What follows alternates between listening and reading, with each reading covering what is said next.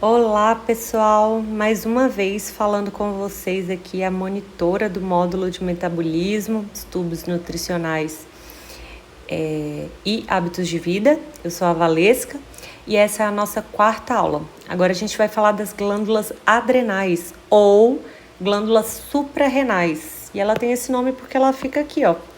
Ela tá superiormente aos rins, então suprarrenais. Ela também está esquematizada nesse outro desenho aqui. Então vamos lá. Nessa aula a gente vai falar um pouquinho dos conceitos básicos das glândulas suprarrenais, a sua importância clínica, a anatomia microscópica, onde que ela está localizada, quais são suas divisões anatômicas, que é muito importante entender as divisões anatômicas, porque cada setor tem um componente celular diferente e, por consequência, produz um hormônio diferente, tá? A anatomia microscópica, então a gente vai ver como que é a histologia dessa glândula, tanto na parte do córtex, que é a parte mais externa, quanto na medula, que é a parte mais interna. A gente vai falar também da função hormonal, a fisiologia dessas glândulas, né? Porque é um par de glândulas, uma em cima de cada rim. A fisiologia de cada um desses 4 hormônios que ela produz. E para fixar o conteúdo, a gente vai fazer umas atividades de fixação, vai treinar anatomia, vai ver como que eu vou botar para vocês umas imagens das peças que a gente tem no laboratório da faculdade para vocês conseguirem treinar melhor como pode cair na prova de anatomia. E também essas atividades de fixação são legais para vocês treinarem como que pode ser cobrado nas provas. Tá? Como que pode perguntar sobre essa glândula. Então vamos falar um pouquinho da introdução, os conceitos eu já expliquei um pouquinho para vocês. Ele é um órgão vital do sistema endócrino, são, né, na verdade, órgãos vitais do sistema endócrino. Se a gente está falando de sistema endócrino, eu estou falando de produção hormonal. Então, basicamente, produz hormônios que são vitais para o nosso corpo, para a regulação endócrina do corpo inteiro. Apesar do tamanho ser pequeno, ó, botei essa imagem para mostrar em proporção ao tamanho do corpo, ou como que elas são pequenininhas. Só que geralmente, pode reparar, as glândulas endócrinas, elas sempre são pequenininhas, mas elas têm uma ação sistêmica, elas atuam no corpo inteiro. A gente vai ver isso quando a gente estiver falando das glândulas tireoides, que estão localizadas aqui na garganta, pequenininha também. A gente viu isso já na aula passada, quando a gente falou do pâncreas, que está logo aqui, ó, um pouquinho à frente das glândulas suprarrenais. E isso acontece com várias glândulas endócrinas do corpo, tá? Apesar do tamanho pequeno, elas têm funções sistêmicas, elas atuam em todos os sistemas do nosso corpo. E elas são verdadeiras usinas hormonais, elas secretam muitos hormônios que têm várias funções. Então, as principais funções são essas 4. A resposta ao estresse, quando ela libera o hormônio cortisol, conhecido justamente por ser o hormônio do estresse. Ela faz a regulação do metabolismo, participa do metabolismo dos carboidratos, lipídios, proteínas, influencia na ganho na perca de peso, a partir de um hormônio chamado, a partir do cortisol também, aliás, a partir do cortisol e desses outros hormônios também. Vocês vão ver que os hormônios que atuam no equilíbrio hídrico mineral, atuam na regulação da pH, também atuam no metabolismo corporal, tá? Então aqui vai atuar o cortisol no metabolismo, né? O cortisol, a aldosterona. É essa aldosterona que faz um equilíbrio hídrico e mineral, tá? É a aldosterona. Justamente a aldosterona, por ter esse equilíbrio hídrico e mineral de eletrólitos, que ela atua na regulação da pressão arterial sistêmica, tá bom? E também participa no desenvolvimento sexual. Ela tem hormônios sexuais chamados de andrógenos, que são responsáveis pelos caracteres sexuais secundários do nosso corpo. Então aqui um exemplo é a DEA, outro hormônio produzido também por essa glândulazinha aqui. E ela também atua no metabolismo corporal. tá? Então, vários são os hormônios produzidos pela aldosterona. Cada um tem uma função específica. Esse recado que eu vou dar agora, eu dou em todas as aulas para vocês não estranharem, caso seja a primeira aula que vocês estejam assistindo. Nos meus slides, eu sempre gosto de deixar bastante texto, só que eu não gosto de parar para ler os textos. Eu falo e, de forma resumida, eu deixo um textinho que é para vocês estudarem depois, para vocês já terem um resuminho pronto. Assim, vocês não precisam parar para ficar anotando enquanto eu tô falando. Tem tudo anotadinho, bem especificado nos slides, tá? Só que eu não paro para ler, então não precisa preocupar agora em copiar, em anotar tudo que eu tô falando, porque eu disponibilizo os slides e neles eu deixo já um resuminho pronto para vocês.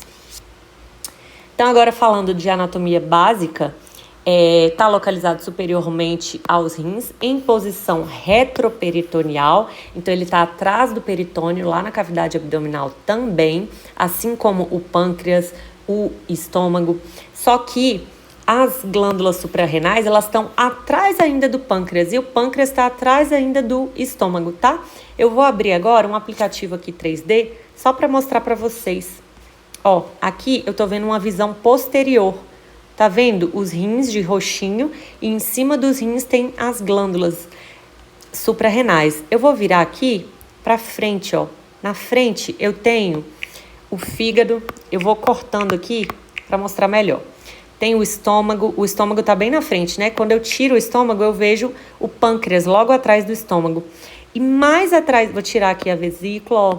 Vou tirar o duodeno para vocês verem que tá o pâncreas na frente. Aí a gente tem a aorta abdominal, que é essa grande artéria grossa, calibrosa, vermelha aí. Em azul, calibroso e bem coladinho na aorta abdominal, a gente tem essa veia aí, que ela é a veia cava inferior, tá? Então aqui a gente tá vendo a frente. E aí, se eu tirar o pâncreas, você vai ver que as adrenais, elas estão mais atrás ainda do pâncreas. Agora eu vou abrir tudo só para vocês verem aqui, ó. Tá vendo? Ela tá mais para trás, as adrenais, bem acima dos rins. Então, pronto. Ela mede mais ou menos 1 a 5 centímetros, mais ou menos. Ela pesa em média 5 a 10 gramas, então ela é bem pequenininha e bem leve.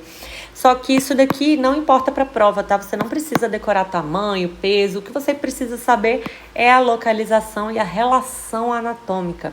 Então, se eu perguntar qual a relação anatômica das suprarrenais, o mais fácil da gente lembrar é o rim, né? Porque o próprio nome já disse, ela tá diretamente, intimamente aqui, ó, ligada com os rins.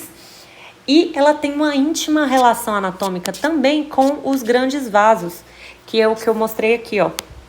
Então, é legal vocês lembrarem que o rim direito, ele tá mais perto da veia cava inferior e o rim esquerdo tá mais perto da aorta abdominal. Então, consequentemente, as adrenais também têm a mesma relação anatômica que os rins, tá? Então, as adrenais direitas estão mais próximas à veia cava inferior e a esquerda mais próxima à artéria aorta abdominal. Ela tem um formato triangular, a da direita, e semilunar da esquerda. Vou mostrar de novo aqui no 3D, ó. Observe como uma tem um formato mais piramidal do que a outra. Ó, essa do lado direito, lembrando sempre que na posição anatômica a gente inverte do que a gente está vendo, tá? O nosso lado direito é o lado esquerdo do que a gente está olhando. Então, o lado esquerdo, pode reparar que é mais semilunar, é mais arredondada. E a suprarrenal direita, ela é mais pontiaguda. Ela parece mais um triângulozinho, ó.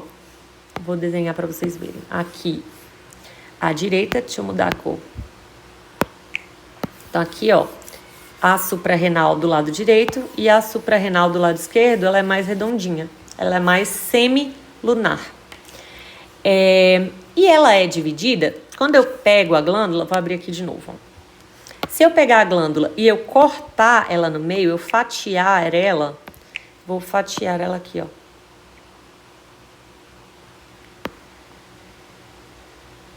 Fazer um corte coronal. Um corte coronal eu não consegui fazer, cadê? Deixa eu ver se eu consigo fazer um corte coronal. Ah, tá. Aqui, ó, o corte coronal da glândula. Eu vendo ela assim, ó, de lado. Eu vou ter 2 camadas. Aqui, esse aplicativo, ele não divide as camadas, mas eu tenho 2. Que é essas camadas aqui. Então, se eu cortar no corte coronal, eu vejo dentro a medula, que é o interior. Na medicina, tudo sempre que eu estiver falando de medula, eu estou falando da parte de dentro, da parte mais interna. Sempre que eu estiver falando de córtex, eu estou falando da parte de fora, a parte mais externa, tá? Então, a medula, ela produz a parte de dentro. Olha como que ela tem, ela é bem vascularizada, ela tem vários vasos dentro dela, porque ela produz hormônios que tem que ter uma resposta rápida sistemicamente falando, tá? A medula produz as catecolaminas.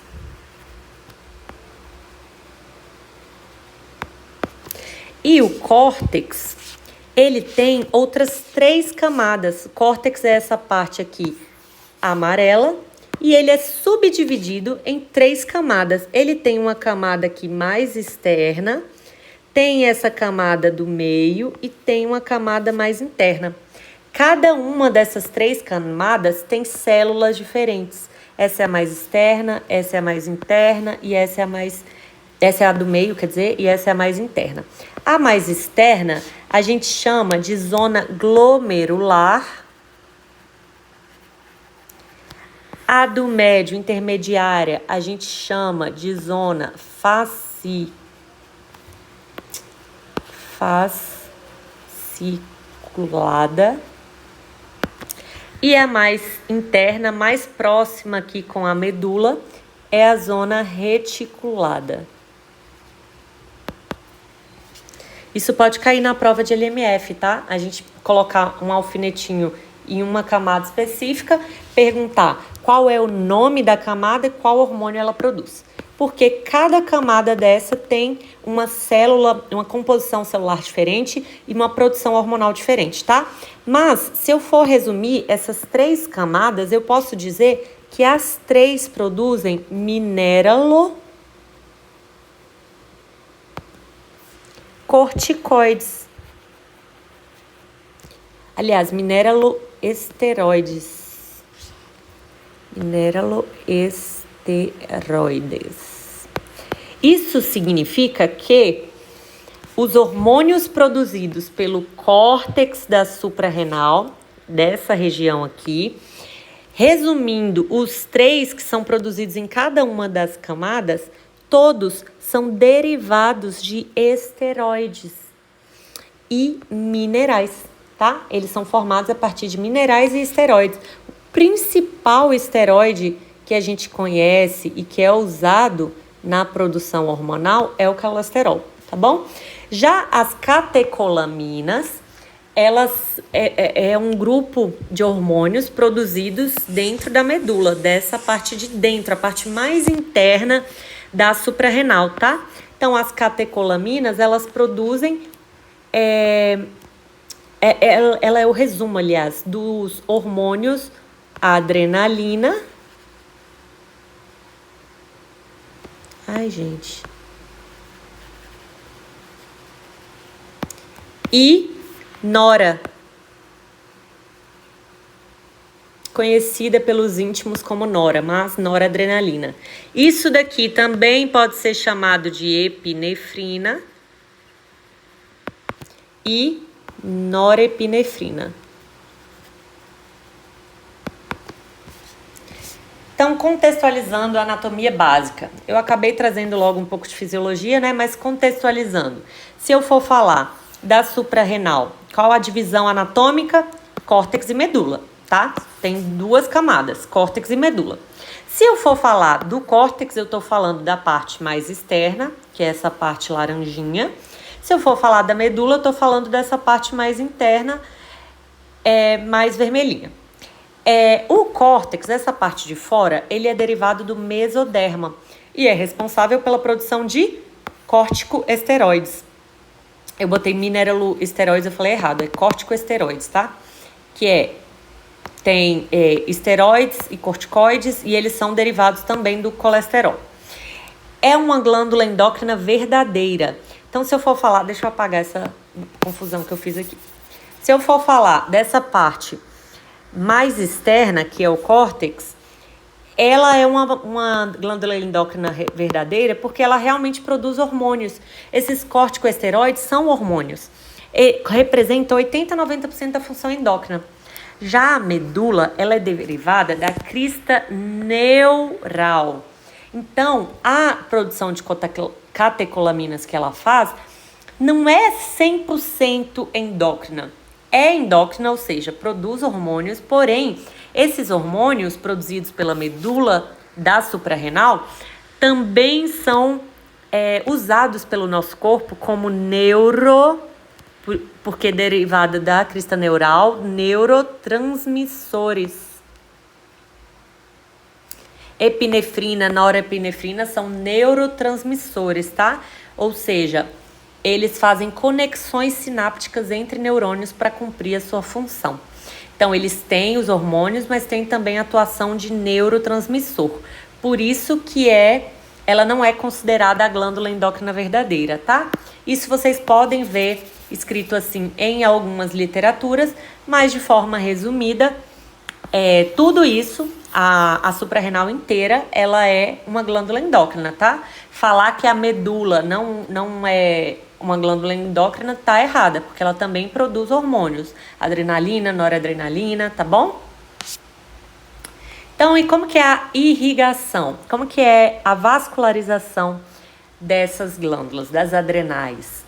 Elas são irrigadas arterialmente por essas artérias aqui e drenada venosamente, digamos assim, pela veia cava inferior. Eu vou mostrar aqui para vocês detalhadamente. Então, a aorta abdominal, que é esse grande vaso calibroso que tem aqui, ele tem o tronco celíaco, que a gente já viu na aula passada. Lembra que o tronco celíaco tem 3 ramos, e esses ramos aqui, principalmente esse, vai ser usado para irrigar o pâncreas. Lembra? Esse daqui vai irrigar o fígado. Isso daqui a gente já viu na aula passada. Já antes de chegar no tronco celíaco, tem 2 ramozinhos assim que saem da aorta abdominal. E esses ramos, eles são chamados de artérias frênicas. Essas duas aqui, ó, são as artérias frênicas, tá? Aqui, ó, artéria frênica inferior, porque elas estão vindo lá do diafragma, por isso que o nome é frênica, diafragma. Então, irriga o diafragma e desce, e a ramificação dessa artéria frênica, isso aqui é a artéria frênica, as ramificações dela são chamadas de artérias suprarrenais superiores, porque elas irrigam esses ramos aqui, ó, derivados da frênica inferior, irrigam essa parte superior aqui da suprarrenal. Então, são chamadas de artérias suprarrenais superiores. Já a parte inferior, essa parte aqui, ó, é só dividir, é só olhar o desenhozinho, ó. Essas artérias aqui estão irrigando essa parte de cima, essa artéria aqui está irrigando essa parte média e a inferior é irrigada pela artéria inferior. Então, o nome é muito intuitivo. Quem irriga a parte superior é a artéria suprarrenal superior, a parte média é a suprarrenal média e essa parte inferior é a suprarrenal inferior, tá bom? A única especificidade que a gente tem é de onde que ela está derivando. Então, a gente lembra que, como eu já falei, as suprarrenais superiores são derivadas da artéria frênica inferior, que é um ramo da aorta abdominal. Já a suprarrenal média, ela é um ramo direto da aorta abdominal. E a artéria aqui, ó, a suprarrenal inferior, ela é um ramo da artéria renal. Ó, se tá irrigando o rim, é uma artéria renal. Então, ela tem um ramo que é a suprarrenal inferior e a renal é um ramo direto da aorta abdominal. Tudo isso eu deixei aqui, ó, em resuminho para vocês. Então, as artérias suprarrenais superiores, médias e inferiores são responsáveis por irrigar a glândula adrenal e, ó, aqui eu botei um esqueminha para vocês verem essas ramificações. Basicamente, a aorta abdominal, ela tem um ramo que vira a artéria renal e essa artéria renal tem um ramo que vira a suprarrenal inferior. A aorta abdominal tem um ramo direto para as artérias suprarrenais médias e a aorta abdominal ramifica para artérias frênicas inferiores, que tem seus ramos para artérias suprarrenais superiores, tá bom? Já a drenagem venosa, ela acontece pelo mesmo nome, pelas veias suprarrenais. Elas desembocam em veias maiores, que é a veia cava inferior e a veia renal.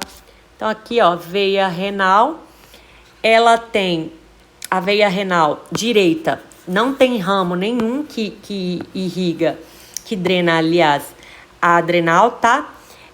A direita, a veia suprarrenal direita, ela é um ramo direto da veia cava inferior, que é essa veia calibrosa aqui. Então, a veia cava inferior diretamente desemboca na suprarrenal direita. Lembra que eu falei da relação anatômica? Que o lado direito está mais próximo da veia cava inferior, por isso que o ramo é direto. Já do lado esquerdo, não é tão próximo assim, ó. Olha a distância. Por isso, a veia cava inferior faz primeiro a veia renal e da veia renal esquerda que sai o ramo para drenar a suprarrenal esquerda, tá? Então, a veia suprarrenal esquerda, ela drena toda, não tem isso de superior, médio, inferior, não. A veia já drena logo tudo. A veia suprarrenal esquerda drena todo o sangue aqui da suprarrenal, leva para a veia renal esquerda, que desemboca na veia cava superior. Já a veia suprarrenal direita, ela tem um acesso direto, então ela pega o sangue aqui das suprarrenais e leva diretamente para a veia cava inferior. E isso eu botei aqui em resuminho, ó. A veia suprarrenal direita desemboca diretamente, já a esquerda cai primeiro nas veias renais, que depois vai para a veia cava inferior. Então, agora a gente vai falar da anatomia microscópica, ou seja, a histologia. Lembrando novamente das camadas, então a gente tem aqui a glândula suprarrenal, e a gente tem o córtex da suprarrenal, que é essas 3 camadas aqui, e a medula tá aqui, ó, o córtex e a medula. A medula só tem uma camada. Então, o córtex, vamos falar primeiro do córtex, ele tem 3 zonas. Lembra que eu já tinha falado? A zona mais externa, que chama glomerular, a zona do meio, que é chamada de zona fasciculada, e a zona mais interna do córtex, que é chamada de zona reticular. Já a medula, ela não é dividida em zonas, não é dividida em camadas, ela só tem uma camada formada pelas células cromafins. Agora vamos descobrir como que é a formação de cada um desses. A zona glomerular, ela produz, deixa eu pegar de preto, ela produz os mineralocorticoides, que esses mineralocorticoides são derivados, são precursores da aldosterona. Então, a zona glomerular produz aldosterona. O que essa aldosterona faz? Ela ela regula a reabsorção de sódio, cloreto e água. Então, ela aumenta nos rins, a aldosterona vai lá no rim e faz a reabsorção de sódio, cloreto e água. A água vem junto com o sódio porque o sódio é altamente osmolar. Então, por osmolaridade, ele carrega a água junto. E, além disso, impede a reabsorção de potássio. Então, no nosso sangue começa a ter acúmulo, começa a aumentar a quantidade de sódio, cloreto e água dentro do sangue e diminuir a quantidade de potássio. Se eu tô tendo maior quantidade de água e de sódios, isso faz com que a minha pressão arterial aumenta. Por quê? Aumenta o volume sanguíneo. Se eu tô com mais volume, tenho mais água, tenho mais volume, eu aumento a pressão desses vasos sanguíneos, tá? Então, como resultado, a aldosterona aumenta a pressão arterial. Os detalhes disso daqui, ó, de como que a aldosterona atua lá nos rins, Lucas explicou muito bem explicado na aula dele de LMF. E tá bem detalhadinho no slide dele, o passo a passo, tá? Mas aqui o foco pra gente é o que ele mais pode cobrar em prova, que é o córtex da adrenal, a zona mais interna é a zona glomerular. Ela produz aldosterona, que como resultado aumenta a pressão arterial, tá bom? Já a zona intermediária do córtex das adrenais é chamada de zona fasciculada e ela é responsável por produzir os glicocorticoides, que como principal exemplo a gente tem o hormônio cortisol, conhecido como hormônio do estresse. Esse hormônio, ele atua de forma sinérgica, ele tem um sinergismo, então ele é muito semelhante e atua em conjunto com o glucagon. A gente viu o glucagon na aula passada, tá? Glucagon é produzida pelas células alfa-pancreáticas. O cortisol é produzido aqui, nas adrenais, pela zona fasciculada. Então, o cortisol, o que ele faz? Como ele é o hormônio do estresse, ele é um hormônio, lembrar que ele é catabólico. Ou seja, ele é um hormônio que facilita os gastos. Então, ele faz a gliconeogênese, ele promove a gliconeogênese. Lembra que o glucagon também faz isso? Pois é. Se ele promove a gliconeogênese, ele facilita o aumento da glicemia. Por que aumento da glicemia? Porque eu estou quebrando, gliconeogênese significa quebrar, aliás, produzir glicose a partir de novas fontes que não é o glicogênio. Então, é a formação de glicose a partir de novas fontes. A gliconeogênese é estimulada pelo cortisol em sinergismo, ou seja, em conjunto com o glucagon. Vocês vão perceber ali ao longo da aula que em sinergismo com isso daqui também atuam as catecolaminas, tá? Elas também participam, elas também são estimuladas pelo estresse, e pelos hormônios, elas também são hormônios catabólicos, tá? E agora a gente vai falar sobre a zona mais interna do córtex. Ela está mais próxima ali da medula, que é a zona reticular. A zona reticular, ela produz os hormônios, o grupo hormonal chamado de celocorticoides. Esses celocorticoides são responsáveis, são precursores, né, por produzir os hormônios androgênicos ou androgênios, que são os hormônios sexuais. São responsáveis pelos caracteres sexuais secundários, que é o que é caractere... Ó, eu escrevi que secundários, tá errado, é secundários. O que é caractere sexual secundário? São aquelas características que a gente ganha quando tá na puberdade, que é o que faz o homem ter cara de homem, a mulher ter cara de mulher. Ou seja, a mulher crescer mais, a mulher ganhar mais tecido adiposo ao redor do quadril e nas mamas, os homens terem maior massa muscular, ficarem mais fortes, e entre várias outras características, tá? Esses daqui são só o exemplo de algumas. Então, se por acaso na prova perguntasse em qual zona, em qual área das adrenais, do córtex das adrenais, é responsável pelo aumento da pressão arterial. Se eu perguntasse isso, eu poderia falar que é a zona glomerular, porque ela produz aldosterona, que tem como resultado o aumento da pressão arterial. Já quando eu chego na medula das adrenais, então agora eu estou falando daqui de dentro, ela é formada, a medula, essa camada aqui, ela é formada por células chamadas de células cromafins.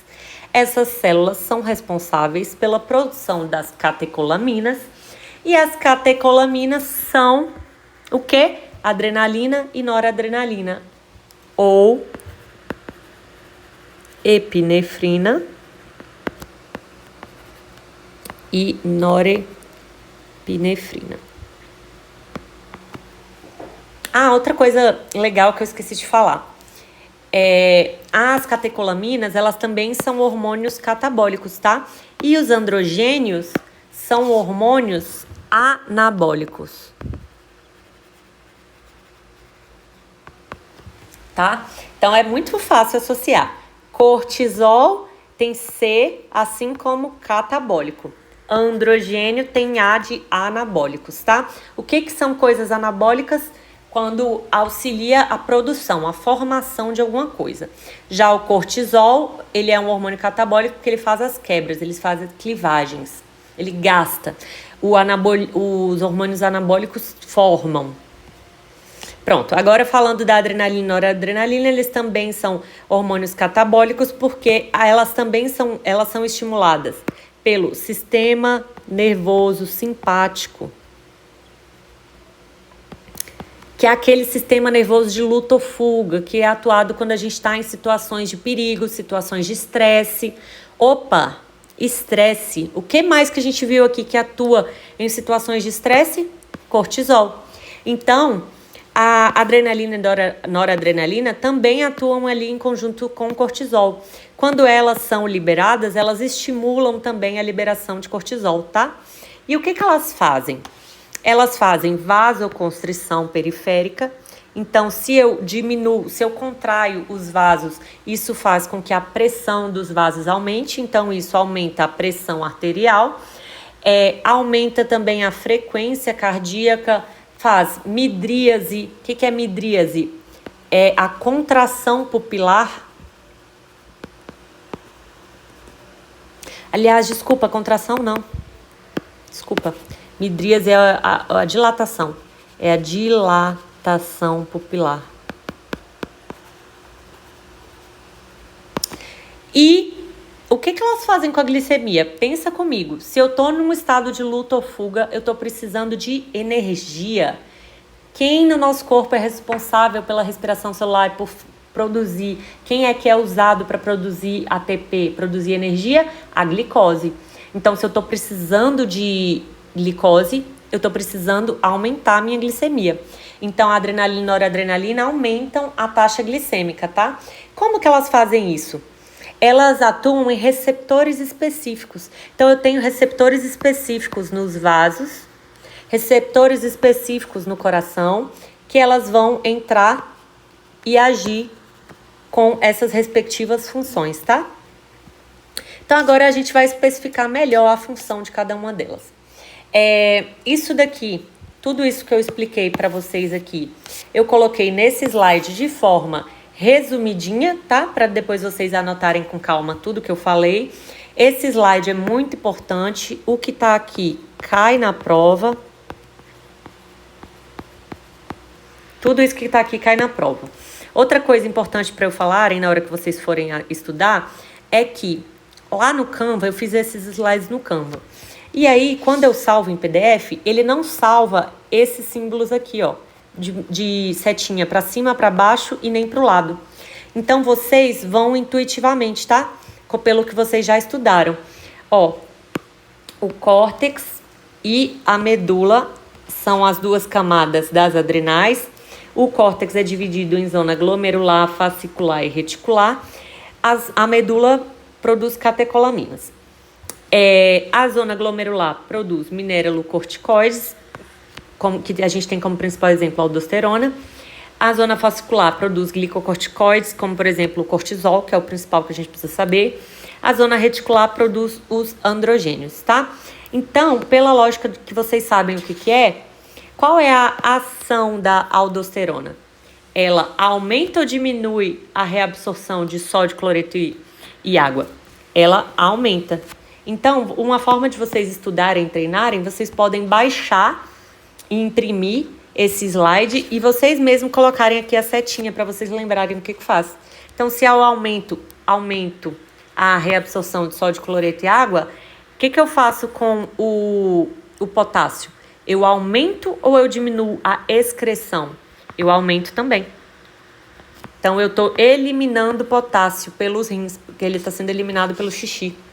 Como resultado, a aldosterona, lembra que eu falei, esse hormônio aumenta ou diminui a pressão arterial? Aumenta. Então, como resultado, aí vocês vão preenchendo com essas setinhas, tá? Mesma coisa aqui, ó. A gliconeogênese, o cortisol, aumenta ou diminui a gliconeogênese? Aumenta. Então, como resultado, a gente aumenta a glicemia. E os androgênios? Qual é a ação? Os androgênios aumentam a produção de estradiol e aumenta a produção de testosterona. A estradiol é o hormônio sexual feminino, testosterona é o hormônio sexual masculino. Como resultado, se é um hormônio sexual, o nome já diz. O que ele faz com a libido? Aumenta. O que ele faz com a mama das mulheres? Aumenta. O que ele faz com os testículos dos homens? Aumentam. Por que está aumentando tudo? Porque é anabólico. Lembra? Anabolismo, tá tudo crescendo. E as catecolaminas, a adrenalina e noradrenalina, elas fazem o que com a vasoconstrição periférica? Aumenta ou diminui o vaso, essa constrição dos vasos? Aumenta. Por quê? Porque eu estou numa situação de luta ou fuga. Eu quero preservar os meus órgãos-alvos. Então, eu faço vasoconstrição da periferia do meu corpo para tirar o sangue da periferia e levar para o centro, tá? É para preservar os órgãos vitais, os órgãos centrais do meu corpo. E aí, isso faz o quê com a pressão arterial? Aumenta. E com a frequência cardíaca? Aumenta. E a minha pupila, ela aumenta ou diminui? Se eu estou numa situação de luta ou fuga, eu preciso enxergar melhor.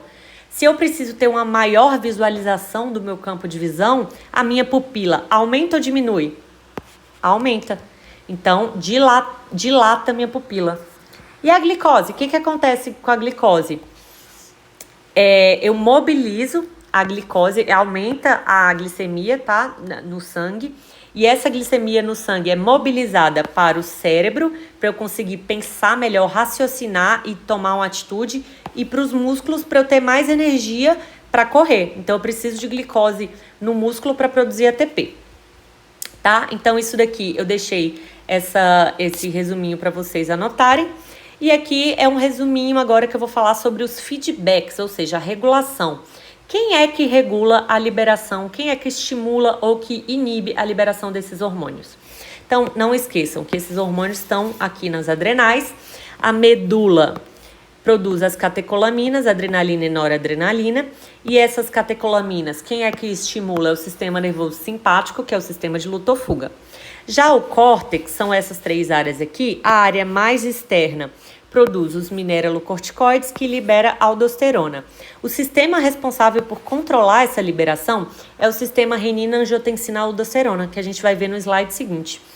Já a parte intermediária do córtex da medula produz cortisol e ele é regulado pelo eixo hipófise, hipotálamo, adrenais.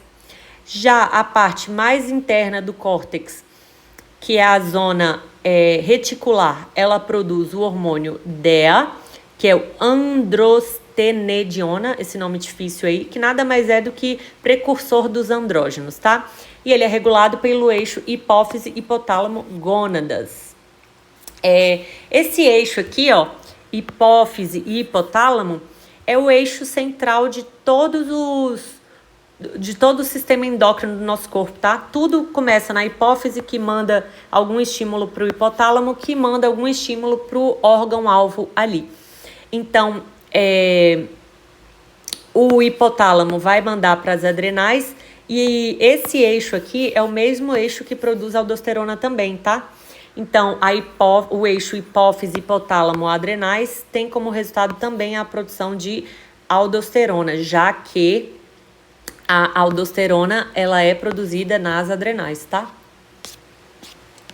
Então, vamos lá. Vamos falar do primeiro sistema. Agora eu vou falar desse sistema aqui, o sistema renina-angiotensina-aldosterona, que tem como resultado a produção de aldosterona.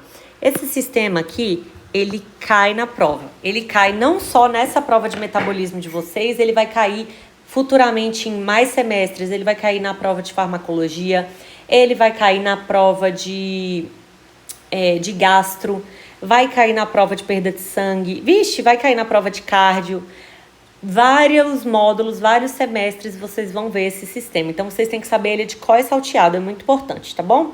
Então, como que começa esse sistema? Para esse sistema ser ativado, eu preciso que a minha pressão arterial esteja baixa.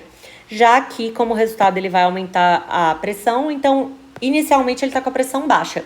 Então, a pressão arterial baixa, estimula o início desse sistema justamente para ter um equilíbrio, para regular essa pressão. Então, vamos lá. A baixa pressão arterial ou um estado de hipercalemia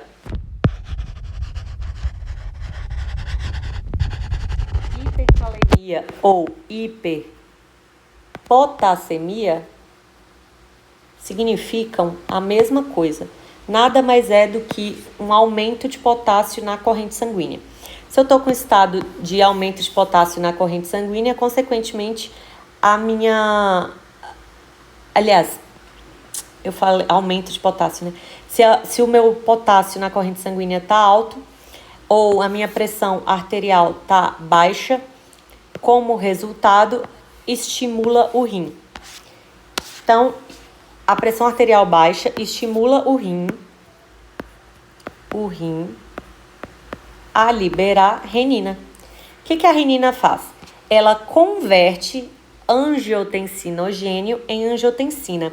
Tudo na medicina que termina com ênio é uma substância que está ainda inativa e depende de outra substância, de uma enzima, para ser ativada.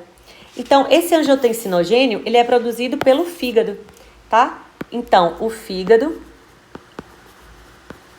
produz angiotensinogênio e já deixa lá solto na corrente sanguínea. Aí, quando a pressão arterial abaixa, o rim libera a renina. A renina entra em contato com o angiotensinogênio e ativa ele. Transformando ele em angiotensina 1. O que a angiotensina 1 faz? Ela também é uma forma inativa. Ela ainda precisa ser convertida em angiotensina 2. Para ser convertida, ela precisa de outra substância, a ECA. Essa enzima, a gente chama geralmente de ECA, mas a tradução dela é enzima. Peraí, deixa eu diminuir essa fonte aqui. ECA, enzima conversora. Olha que fácil o nome, como que é intuitivo. Enzima conversora de angiotensina.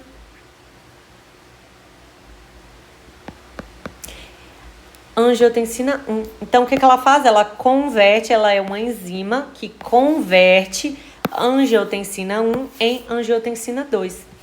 E a ECA, ela é produzida pelo pulmão. Então, o pulmão produz ECA. A ECA vem aqui e quebra angiotensina 1 em angiotensina 2. O que a angiotensina 2 faz? Ela age de várias formas. Ela tem vários receptores, tá? Então, lembra daquele esquema chave e fechadura?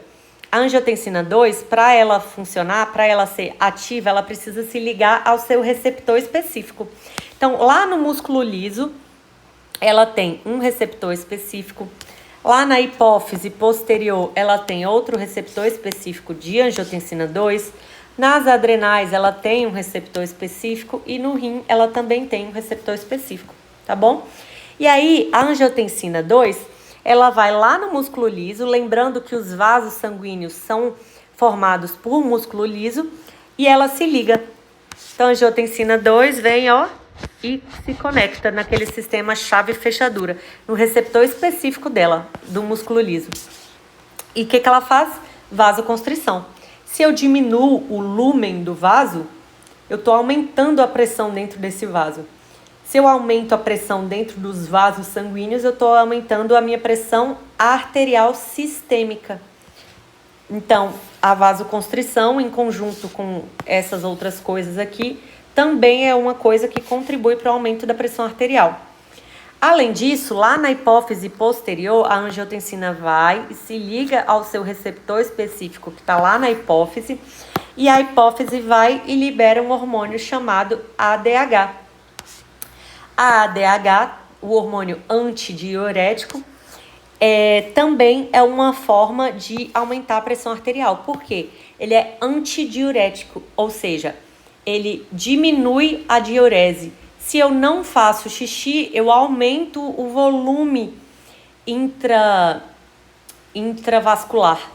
Então, se eu aumento a quantidade de volume, ou seja, porque eu não estou deixando ser eliminado pela urina, eu estou sendo antidiurese, eu estou aumentando o volume dentro dos vasos, eu também aumento a pressão arterial, né? Imagina, eu aumentei o volume e eu diminuí o lúmen do meu vaso, tudo isso gera um aumento da minha pressão. Além disso, a angiotensina 2 também vai lá no seu receptor específico das adrenais e produz aldosterona. Lembra que a aldosterona é produzida lá no córtex das adrenais, tá? Em que parte do córtex? Na zona glomerular. Então, lembra, ó, aqui a glândula adrenal, ela tem 3 camadas. Lá aqui na camada mais interna, que é a zona glomerular, a angiotensina 2 vai vir e vai se ligar. Quando ela se ligar à zona glomerular, ela vai usar a angiotensina 2, vai fazer com que o córtex da adrenal produza aldosterona. Só que para produzir aldosterona, ela usa como precursor o colesterol.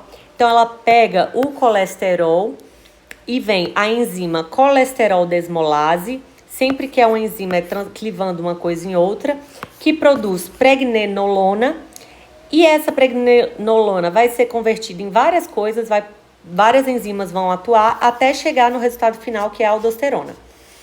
Esse esqueminha aqui de produção, o Lucas explicou na aula dele de LMF e tem detalhadinho esses processos lá nos slides dele, tá? Tá bem autoexplicativo os slides do Lucas.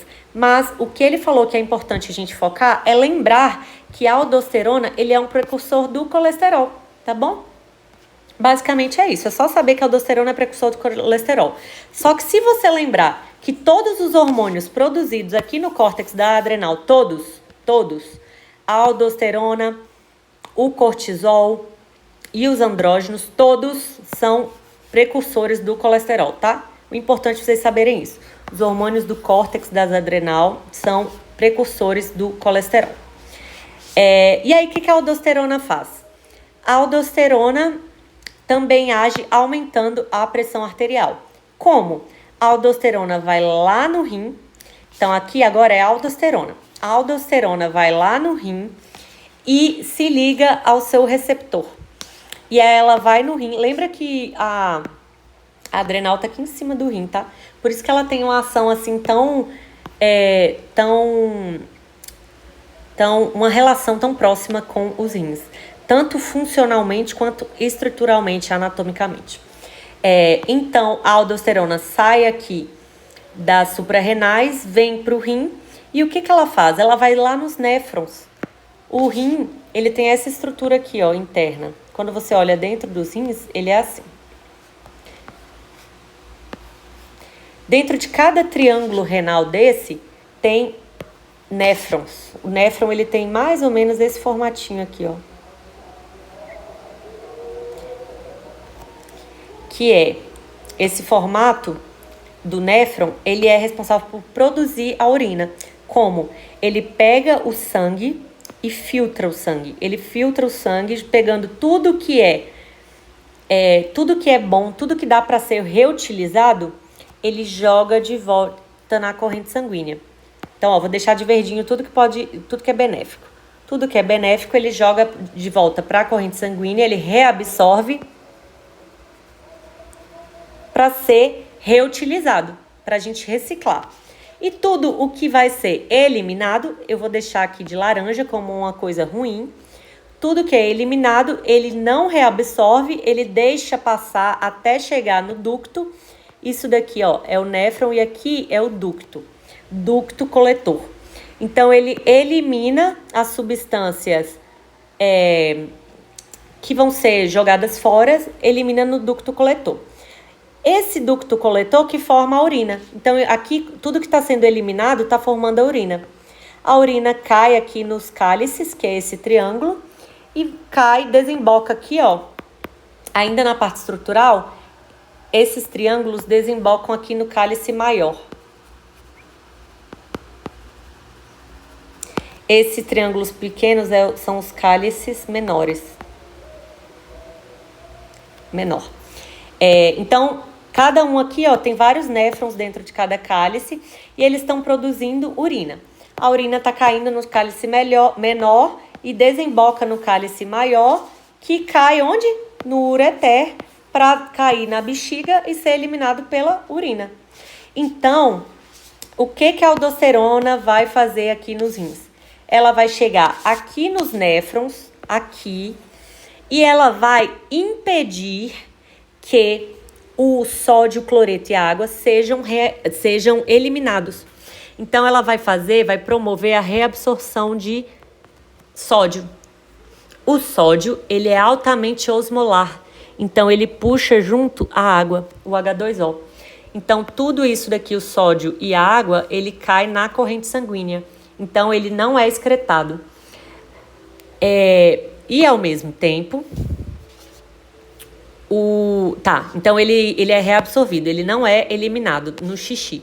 Se ele não é eliminado no xixi, eu estou reabsorvendo, eu estou jogando para dentro da corrente sanguínea, estou jogando aqui nos vasos e nas artérias, mais sódio e mais água.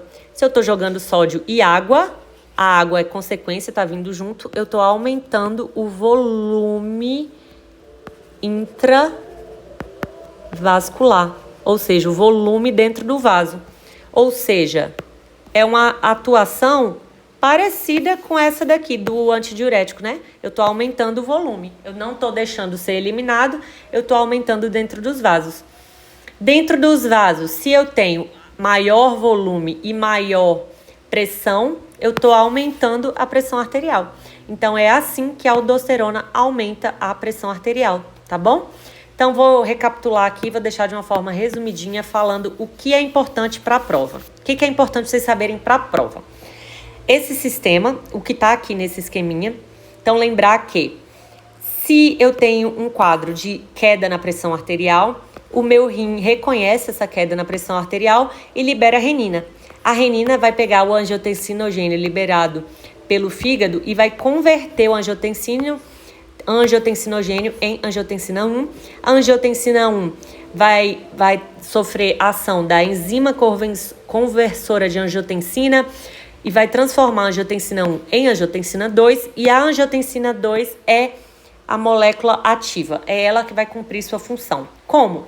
Ela vai lá no músculo liso e faz vasoconstrição, ela vai lá na hipófise posterior e estimula a liberação do hormônio antidiurético, ela vai lá no córtex das adrenais e produz aldosterona, produz e libera aldosterona. A aldosterona, por sua vez, vai lá no rim e atua dentro dos néfrons, promovendo a reabsorção de sódio e água. E isso, por consequência, aumenta o volume intravascular também, assim como o hormônio antidiurético. Essas 4 atuações da angiotensina 2 tem como conjunto aumentar a pressão arterial para equilibrar a que estava baixa. Se estava baixa, nossa intenção foi aumentar e a gente conseguiu. Então, aqui é um resuminho, mais uma vez, um resuminho escrito de tudo que eu falei. Aqui é curiosidade, tá? Isso daqui não é importante para a prova, é só a nível de curiosidade.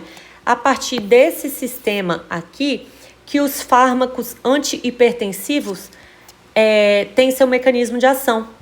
Então, alguns fármacos antihipertensivos, como é o exemplo da classe de antihipertensivos dos BRAs e dos IECAs, ele tem como mecanismo de ação bloquear esse sistema de aumento da pressão arterial, que é o sistema renina-angiotensina-aldosterona. Como?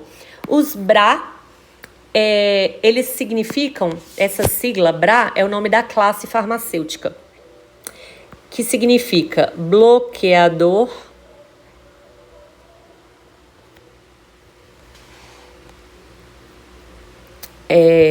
bloqueador do sistema, ele bloqueia o sistema inteiro, tá? Ele bloqueia tudo, Bloqueador do sistema, aliás, bloqueador do sistema não, desculpa, bloqueador do receptor.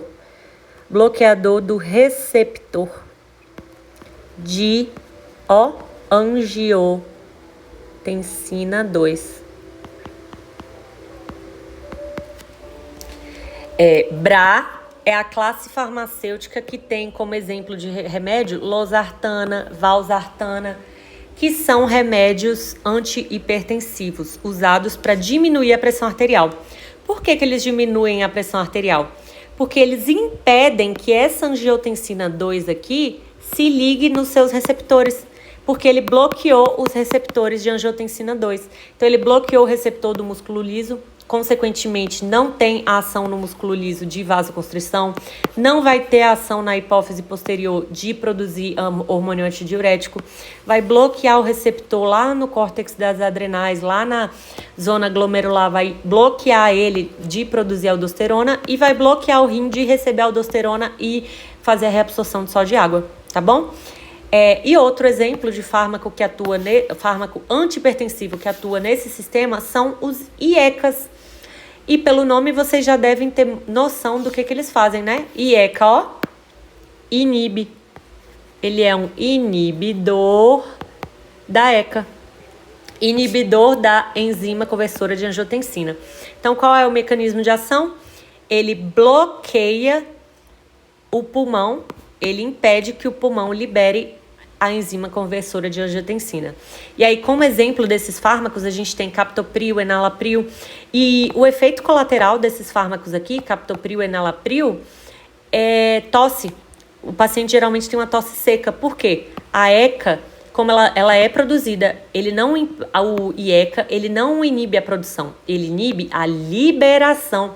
E aí a ECA fica acumulada no pulmão. E aí, como consequência, o paciente tem o reflexo da tosse, no reflexo de tentar eliminar essa enzima que está acumulada ali. Tá bom? Isso aqui é só a título de curiosidade para vocês verem a importância de entender esse sistema renina-angiotensina-aldosterona e como que ele atua no aumento da pressão arterial. Outra coisa legal de vocês saberem, que eu não botei no meu slide, mas que Lucas falou no slide dele. Distúrbios na glândula adrenal atuam nesse sistema aqui. Então, se eu tenho um distúrbio na adrenal, ele atua nesse sistema. E isso pode fazer com que o paciente tenha uma hipertensão primária ou uma hipertensão secundária, desculpa. Hipertensão primária é causada por distúrbios lá cardíacos. É um problema lá no meu coração. Já a hipertensão secundária pode ser causada por um distúrbio aqui nas adrenais, tá? E aí, como exemplo de doenças que acometem as adrenais, o Lucas trouxe a síndrome de Addison, tem o feocromocitoma, e ele deu outro exemplo também que eu não lembro agora, mas tá lá no slide dele. Agora é o eixo, agora a gente vai falar sobre o eixo de produção do cortisol. Então, o cortisol, ele é regulado, sua liberação, pelo eixo hipófise, hipotálamo, adrenais. Então, a hipófise, o hipotálamo, ele libera o CRH, que é o hormônio liberador de corticotrofina, que, como o próprio nome diz, vai lá na adena hipófise e faz a liberação de corticotrofina, também conhecido como ACTH. O que a corticotrofina faz? Ela vai lá nas glândulas adrenais e estimula a secreção de cortisol. Então, o ACTH vai nas adrenais e estimula a produção e liberação de cortisol lá no córtex das adrenais. Lembra qual camada do córtex? Na camada do meio. Essa camada aqui, ó. A camada fasciculada. E aí libera cortisol.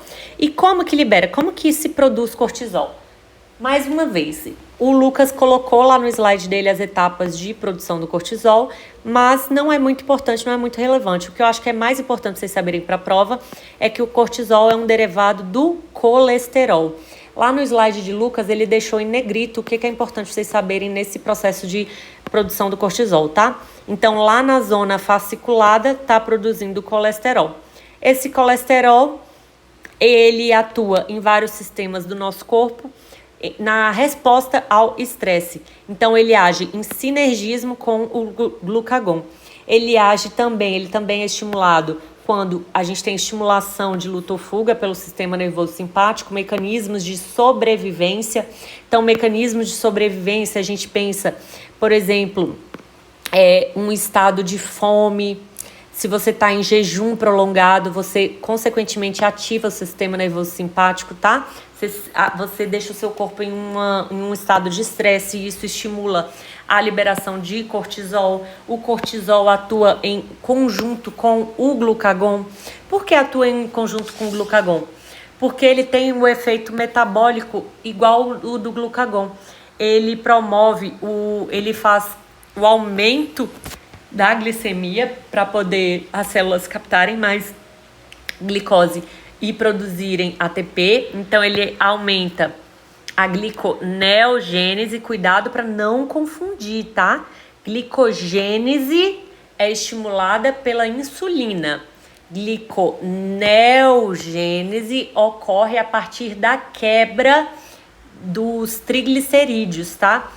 E a quebra dos triglicerídeos libera ácido graxo glicerol. O glicerol é usado para produzir glicose. E essa produção de glicose a partir de outras fontes que não é o glicogênio, esse processo a gente chama de gliconeogênese, tá? Então, cuidado para não confundir. O cortisol, ele estimula a gliconeogênese. Como? Então, o cortisol, ele vai lá ele vai lá no pâncreas. Lembra do pâncreas? Ele vai lá no pâncreas, o cortisol. Estimula o pâncreas. Aí o pâncreas vai lá nas células alfa e estimula as células alfa a produzirem e liberarem glucagon.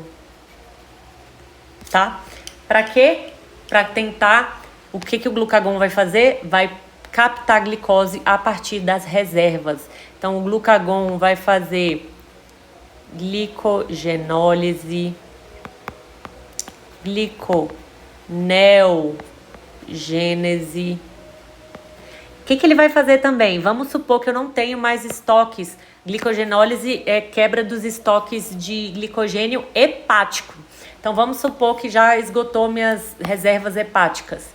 Aí eu faço a gliconeogênese, que é a formação de glicose a partir de triglicerídeos, que os triglicerídeos estão armazenados nos lipídios, tá? Então ele vai fazer lipólise, gliconeogênese faz lipólise. Então, o efeito catabólico do cortisol também promove o aumento de lipólise, como? Liberando hormônios ativadores da lipase. Lipase, ase, enzima. Enzima, tudo que é enzima faz o que? Quebra. Então, a lipase faz lise de lipídios. Então, facilita a ação do glucagon, da adrenalina e do GH, o hormônio... eu acho que o GH, se eu não me engano, é o hormônio do crescimento, tá?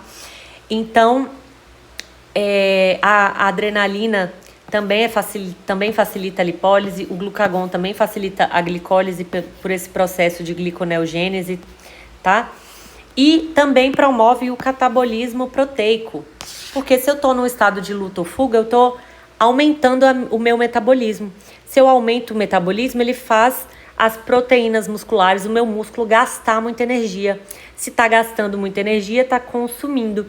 Então, o glicogênio, a glicose que está armazenada lá no músculo para consumo próprio começa a ser consumida, então aumenta o catabolismo proteico, que é a perda de massa muscular.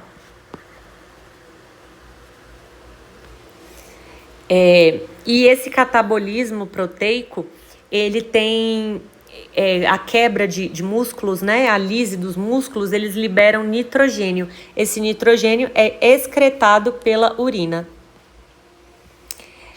Além disso, o cortisol, o hormônio do estresse, ele também tem uma função imunossupressora.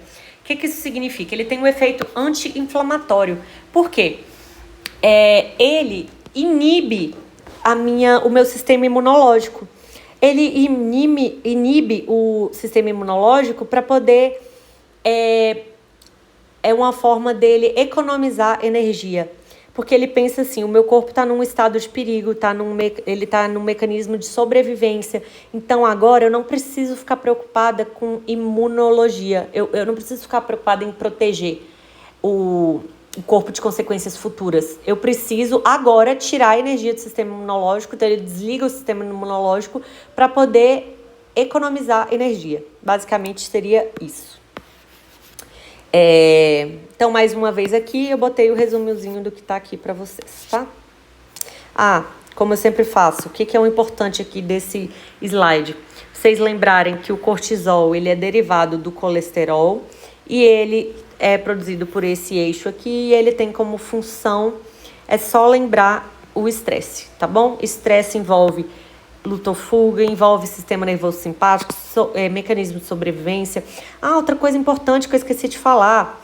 O estresse, eventos estressores, eles envolvem os eventos físicos, como, por exemplo, prática de atividade física, emocionais, como o estresse que a gente conhece mesmo. Vamos dizer, alguém me estressou, me deixou emocionalmente estressada. Dor também é um mecanismo de estresse. A febre aumenta, a febre também é um evento estressor do nosso corpo, tá? Que geralmente é causada por infecção. O estado de hipoglicemia, ou seja, o estado sem energia. Se eu estou em estado de jejum prolongado, o meu corpo entende que eu estou precisando produzir energia, então a hipoglicemia é um evento estressor para o meu corpo. A hipotensão, ou seja, a pressão arterial muito baixa, o corpo entende que vai parar. Se continuar abaixando, vai parar. Então, por isso, também é um evento estressor para o corpo que estimula a liberação de cortisol. E outra coisa também é o ciclo circadiano, tá? Então, todos os dias, quando a gente acorda, o próprio estímulo luminoso que tem só de abrir os olhos estimula o ciclo circadiano, que vai lá no núcleo supraquiasmático e age aqui, no quiasma óptico, tá? Estimula o quiasma óptico e acaba estimulando aqui o hipotálamo. Então, estimula o hipotálamo e ativa todo esse eixo aqui, que do hipotálamo estimula, libera CRH, que libera ACTH, que estimula a liberação de cortisol. Aqui também é uma curiosidade, mais uma vez falando de farmacologia. Então, os fármacos, eles sempre tentam, o mecanismo de ação dos fármacos sempre tentam atuar de forma, tentando imitar substâncias endógenas do nosso corpo, tá? Os fármacos geralmente sempre são, ou eles são antagônicos, eles sempre agem em antagonismo, ou de forma antagônica e... esqueci o nome, quando age de forma semelhante. Antagonismo e... que ódio, esqueci o nome. Mas enfim, existe também remédios que a gente toma, remédios corticoides. Todo mundo já ouviu falar de corticoide, né? O que o corticoide faz? Ele nada mais é... Aqui, eu botei aqui o símbolozinho de um remédio corticoide. Ele imita o cortisol.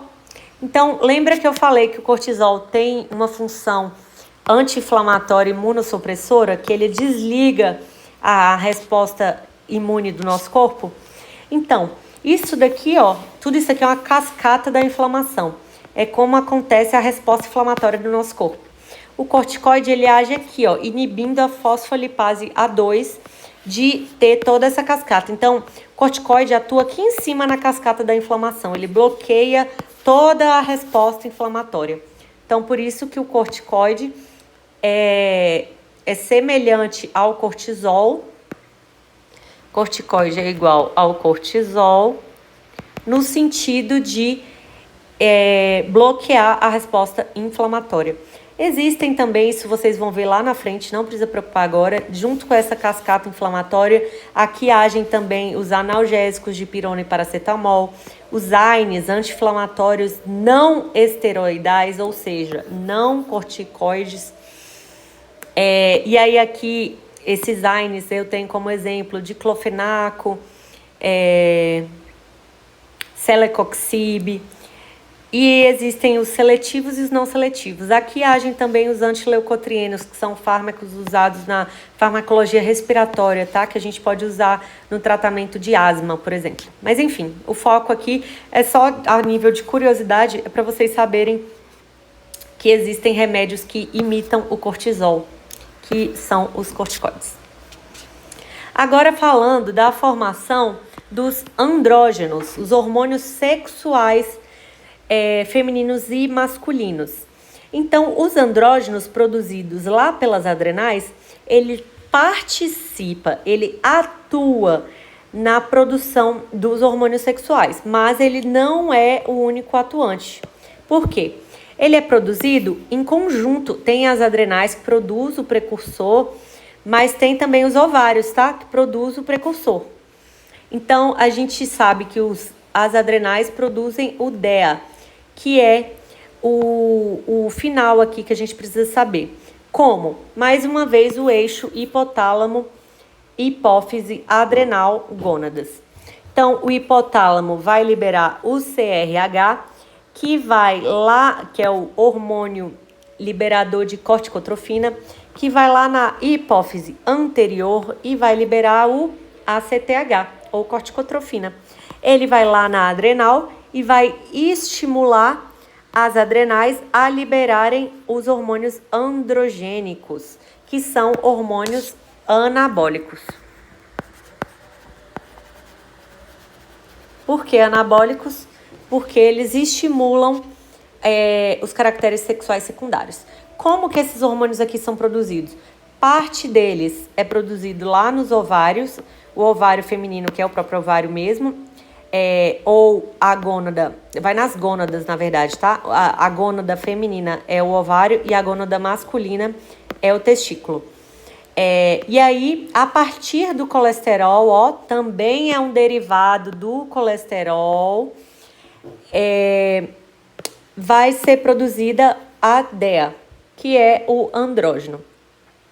E nas adrenais, a partir do colesterol, que também é o precursor, vai produzir a pregnenolona, que vai produzir o DEA, que é o andrógeno.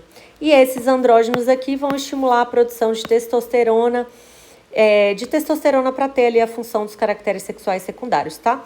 Vamos supor que os andrógenos, os hormônios anabólicos, estão muito aumentados. Aí, se tiverem muito aumentados, isso estimula a produção de cortisol. O cortisol, ele serve para inibir esse processo, porque o cortisol, ele é catabólico, ele age de forma oposta, tá? Então, os andrógenos e o cortisol, eles têm funções opostas e um equilibra o outro. Quando os andrógenos estão aumentados, o cortisol age para tentar diminuir. Se o cortisol estiver aumentado, os andrógenos... Aliás, os andrógenos eu acho que não tem estímulo inibidor sobre o cortisol, não. Mas o contrário é verdade. O cortisol tem estímulo inibidor sobre esse eixo todo aqui. Ainda sobre esse eixo, aqui essa parte está explicando detalhadamente como é produzido o estradiol, o DEA, né, esses hormônios andrógenos, mas isso daqui vocês não precisam saber detalhado para a prova. O que precisa saber basicamente é o que eu falei aqui para vocês. E o efeito dos andrógenos. Isso aqui, o efeito dos andrógenos é importante vocês saberem, tá? Que basicamente é o desenvolvimento dos caracteres sexuais secundários, que, repetindo, como eu já falei, é o que faz o homem, as características de homem e as características de mulheres. Então, faz o desenvolvimento dos órgãos genitais masculinos durante a vida fetal e a puberdade, os caracteres sexuais secundários, que é crescimento de barba, os pelos pubianos, os pelos axilares, o aprofundamento da voz, principalmente nos homens. Então faz aqui ele promove uma hipertrofia das cordas vocais nos homens, por isso que os homens têm a voz mais grossa. E a distribuição característica da gordura corporal, que nas mulheres é mais gordura na região do quadril, na região das mamas, nos homens na região dos flancos também. Nos homens é uma gordura mais localizada na região ali da barriguinha, que tem aquele típico barriga de chope, por exemplo. Tem também os efeitos anabólicos, que é o crescimento e reparação muscular. Por isso que tem gente que quando quer crescer, que toma bomba na academia, tá tomando hormônio anabólico, que é para crescimento muscular, para hipertrofia muscular. Tem também efeitos no sistema nervoso central, influenciando o comportamento, cognição e humor. E como esses andrógenos atuam principalmente na puberdade, e eles atuam nisso daqui, é por isso que adolescente geralmente é mais estressado. Adolescente não tem muita paciência, ele tem ali os adolescentes, eles têm um humor próprio, né? Então, eles têm esse humor próprio por conta desses efeitos dos andrógenos no sistema nervoso central, tá? E como são hormônios sexuais, eles têm efeitos também na função sexual. Então, eles fazem a formação dos espermas lá nos homens, eles aumentam a libido tanto nos homens quanto nas mulheres e eles estimulam a função erétil do pênis dos homens. Agora, a gente já falou de todos os hormônios do córtex, agora eu vou falar do eixo regulador das catecolaminas, que é o sistema nervoso simpático. O sistema nervoso simpático é o que faz isso tudo aqui, ó. O sistema nervoso simpático é o sistema nervoso de luta ou fuga. Então, se ele é de luta ou fuga, ele dilata a pupila para poder enxergar melhor. A dilatação pupilar é o que a gente chama de midríase. Ele inibe a salivação. Ele relaxa os brônquios, porque o brônquio, aqui está o meu pulmão, né? Então aqui eu tenho esses brônquios e os alvéolos pulmonares. Eles querem, os pulmões, os alvéolos, eles captam oxigênio da corrente sanguínea, né? Então eles captam O2 da corrente sanguínea e joga, capta CO2, né? E joga para fora, mas ele recebe também O2. Então, o pulmão, ele tem como função captar, aumentar o oxigênio que está captando do ar externo e eliminar CO2, gás carbônico. Então, se eu quero captar mais oxigênio, eu aumento os meus brônquios. Eu vou relaxar eles para aumentar o lúmen. Então, ó, um brônquio. Aqui é um brônquio aumentado, um exemplo de brônquio aumentado. Aqui é um exemplo de brônquio contraído e aqui é um exemplo de brônquio normal. Então, para que eu quero aumentar o lúmen? Eu vou relaxar para aumentar a quantidade de O2 e captar mais oxigênio para eu aumentar a minha respiração, para eu produzir mais ATPs. Lembra que o ATP, lá na respiração celular, ele é produzido a respiração celular começa a partir da glicose, que é o C6H12O6, em contato com o oxigênio. Então, a glicose, quando entra em contato com o oxigênio, ela faz a respiração celular. Ela libera CO2 mais ATP, ela produz ATP.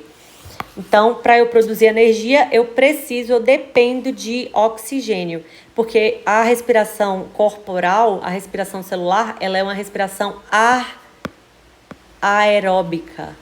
Então, ela depende de ar, oxigênio, O2. Então, por isso, em uma situação de luta ou fuga, o sistema nervoso simpático, ele quer captar mais oxigênio. Então, o que ele vai fazer? Relaxar os brônquios. Além disso, vai acelerar os batimentos cardíacos. Por que eu vou acelerar o batimento cardíaco? Se eu acelero o batimento cardíaco, esse processo a gente chama de taquicardia, que é o aumento da frequência cardíaca. Outra coisa, esse relaxamento dos brônquios aqui, eles aumentam a respiração também, tá? Então, quando eu aumento a minha frequência respiratória, aumento da frequência respiratória é chamado de taquipneia.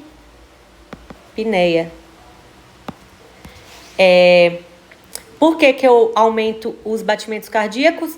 Porque eu quero aumentar a pressão arterial, eu quero aumentar a distribuição de sangue pelo corpo. Então, aumentando o débito cardíaco, eu distribuo mais sangue para os meus órgãos-alvo. Então, eu aumento a velocidade com que o sangue está chegando nos órgãos e nos tecidos. Por que que eu quero sangue? Porque dentro do sangue está a glicose, está o oxigênio. Então, eu corro e levo mais rapidamente a glicose e o oxigênio para os tecidos para eles produzirem ATP. Para que eu quero ATP? Para eu ter energia para correr e fugir. Além disso, ele inibe a atividade do estômago e do pâncreas. Muito óbvio, né? Porque no momento de luta ou fuga, não é o momento de digerir os alimentos. Eu não estou alimentado, então eu não preciso agora ter uma ação de digestão. Por isso que ele inibe a atividade do estômago e do pâncreas.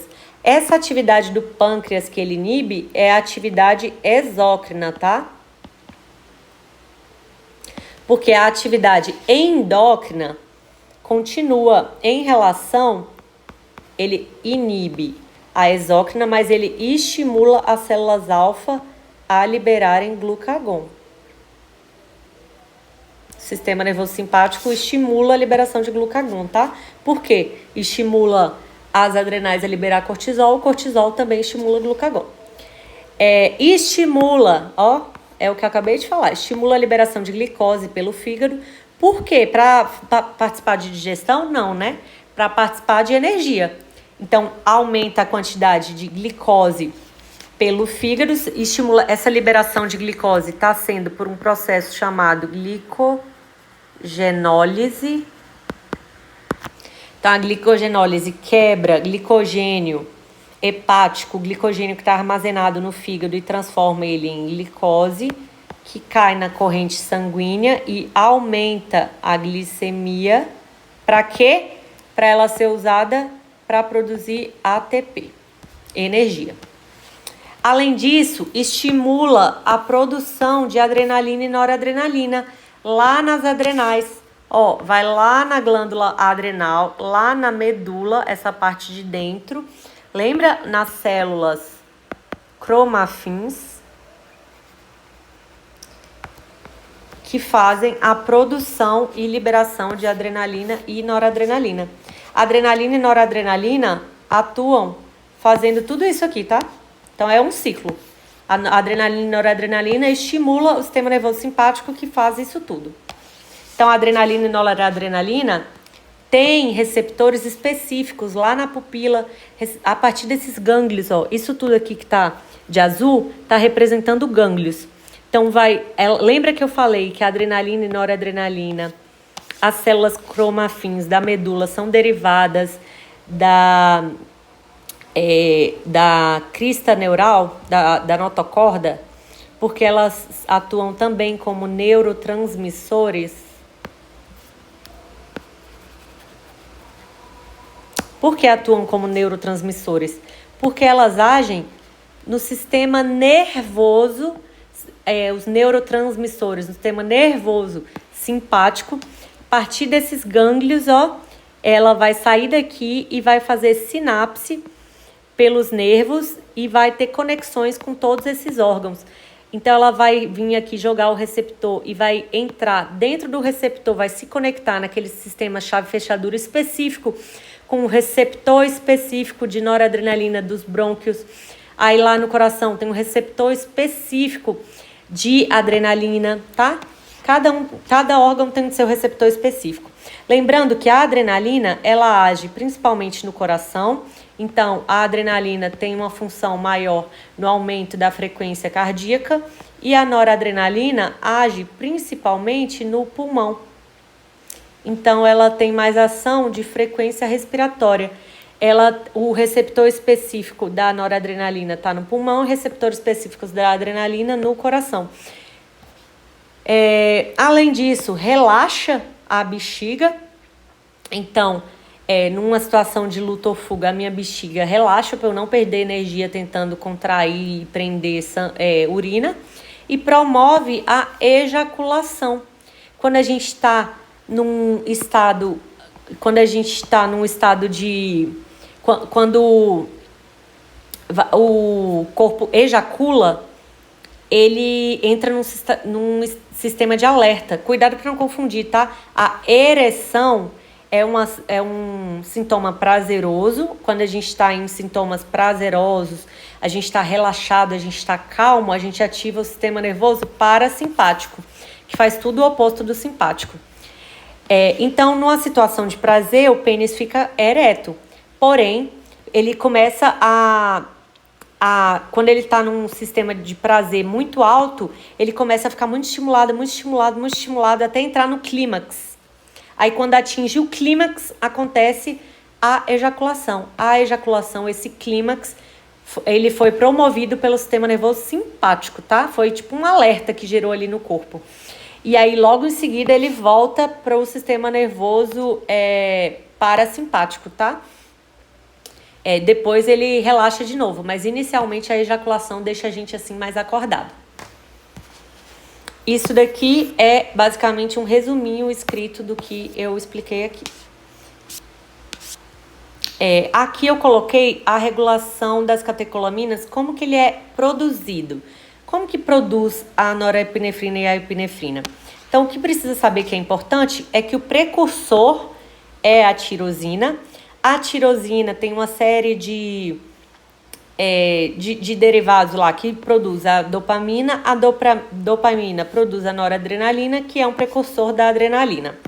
Esses três últimos aqui, eles são hormônios ativos. Então, a dopamina, apesar de ser usada para produzir adrenalina, ela também é usada como hormônio e neurotransmissor, tá? A noradrenalina também atua como hormônio e como neurotransmissor. Ela sai aqui do ciclo para ter sua ação própria, mas ela também participa da produção de adrenalina.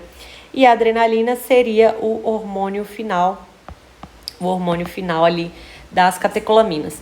Mas chamar noradrenalina e adrenalina de como se fosse a mesma coisa, não tem problema, tá bom? Então aqui, ó, esse esqueminha eu achei legal porque ele resume tudo que pode estimular o sistema nervoso simpático. Pessoas ansiosas geralmente têm o sistema nervoso simpático ativado. Dor, trauma, estados de hipovolemia, ou seja, de pouco volume, estados de hipoglicemia, de hipotermia. Tudo isso estimula o hipotálamo. O próprio hipotálamo também já pode ter um estímulo próprio, né, que é do ciclo circadiano, por exemplo. Aí esse estímulo gera uma transmissão, um impulso nervoso que entra na medula espinal, passa pela tronco encefálico, né, passa pelo mesencéfalo, ponte, bulbo e vai lá na adrenal e atua lá na medula das adrenais, liberando epinefrina, assim como estimula a liberação também de acetilcolina, que vai lá nos gânglios simpáticos, os gânglios simpáticos são esses aqui de azulzinho, e libera norepinefrina, que tem esses efeitos nas células-alvo. A epinefrina, que é adrenalina, tem efeito mais em órgãos distantes, já a norepinefrina tem efeito mais nas células-alvo no local da secreção. Então, onde ocorreu ali um estímulo, ela é liberada mais de forma local.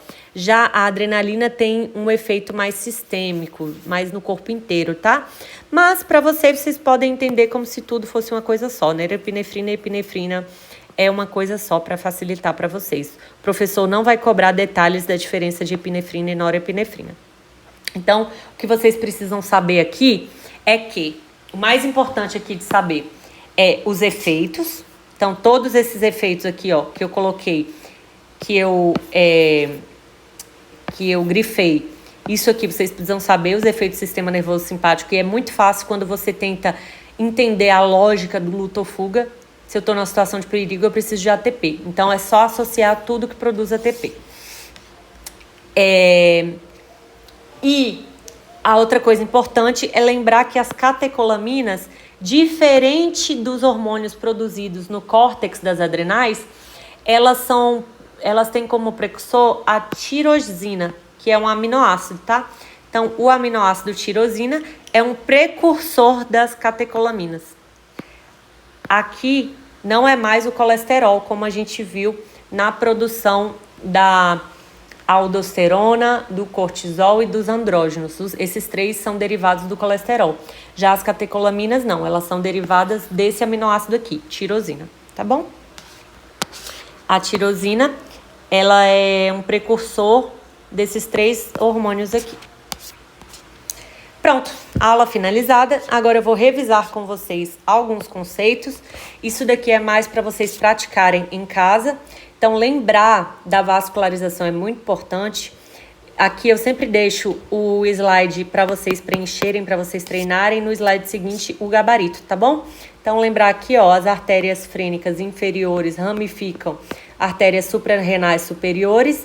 A artéria suprarrenal média é um ramo direto da aorta e a suprarrenal inferior é um ramo da artéria renal, que é um ramo da artéria aorta abdominal. Já a veia cava inferior, ela tem um ramo direto na veia suprarrenal direita e ela tem um ramo na renal esquerda que ramifica para a suprarrenal esquerda, tá? Lembra que a suprarrenal direita, ela se conecta diretamente à veia cava inferior, já a esquerda não é direta, ela passa antes pela renal esquerda. Isso daqui, para vocês lembrarem que abaixo a relação anatômica, né, da suprarrenal é o rim, então o rim está conectado com a suprarrenal. Lembrar que a suprarrenal tem duas camadas, o córtex e a medula. É muito importante que vocês lembrem o que a medula produz e o que o córtex produz. Lembrar também das três camadas do córtex. Cada camada glomerular, que é a mais externa, a fascicular e a reticular, produz hormônios específicos. A glomerular produz aldosterona, a fascicular produz cortisol e a reticular produz androgênios.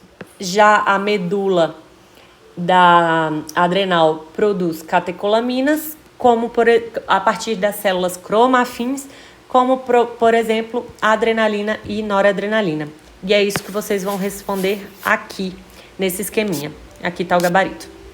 Exemplo de questão, como que ele pode cobrar na prova.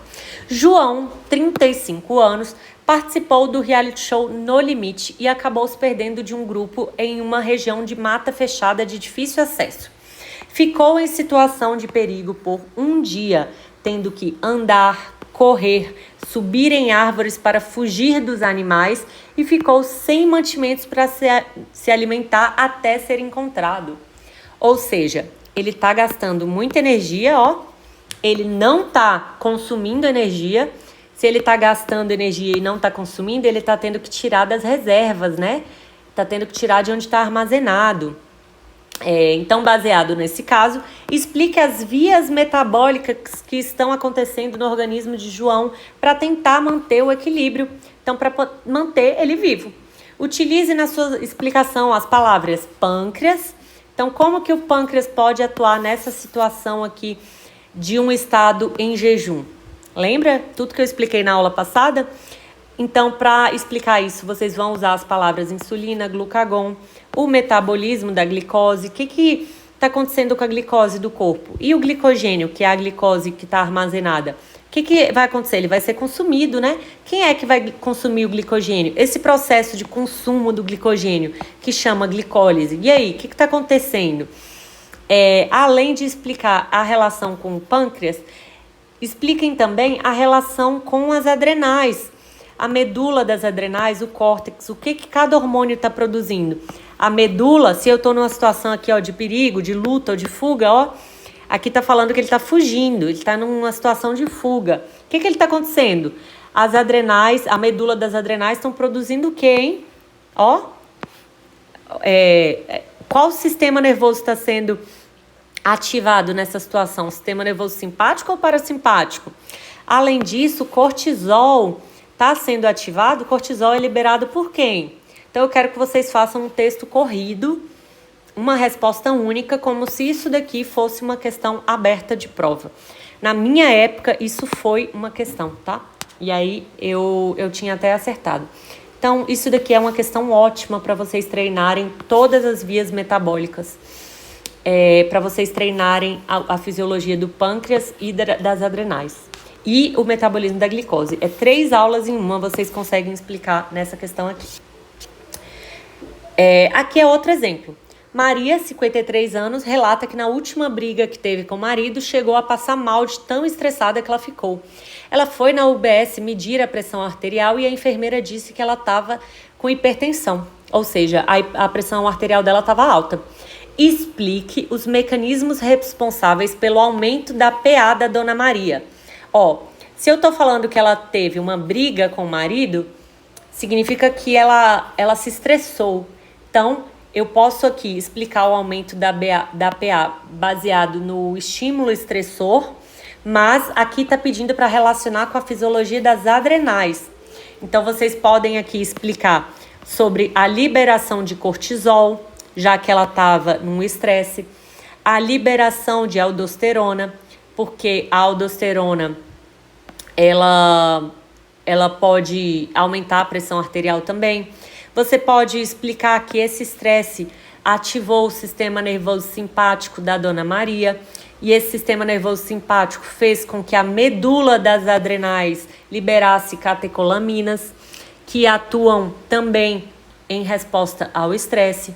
Então, todo o mecanismo de resposta ao estresse que aumenta a pressão arterial, vocês podem explicar nessa questão aqui, tá? Essa questão é ótima para treinar quase todos os hormônios das adrenais. Então, aqui foram dúvidas que surgiram na aula passada, na aula do semestre passado. Perguntaram qual a diferença de adrenalina, epinefrina, noradrenalina e norepinefrina. Então, basicamente, isso daqui vocês já sabem, eu já expliquei, mas eu botei aqui uma respostinha, basicamente é a mesma coisa, o que vocês precisam saber é que é a mesma coisa. Aqui eu botei um exemplo de como que um neurotransmissor age, porque vocês sabem o que é o hormônio, mas aqui eu botei para vocês saberem como que é o neurotransmissor. Então, basicamente, um neurônio, ele faz sinapse assim, ó. Aqui tem um neurônio, aqui é o corpo do neurônio, e ele tem essas perninhas, as terminações nervosas, e quando eu tenho um estímulo nervoso, ele ativa aqui o corpo celular e faz o impulso elétrico, o impulso nervoso passa pelas bainhas de mielina, né?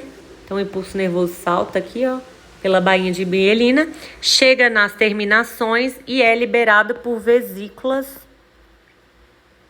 sinápticas. Essas vesículas sinápticas, elas têm dentro dela, são bolinhas assim, né? Elas têm dentro delas os neurotransmissores.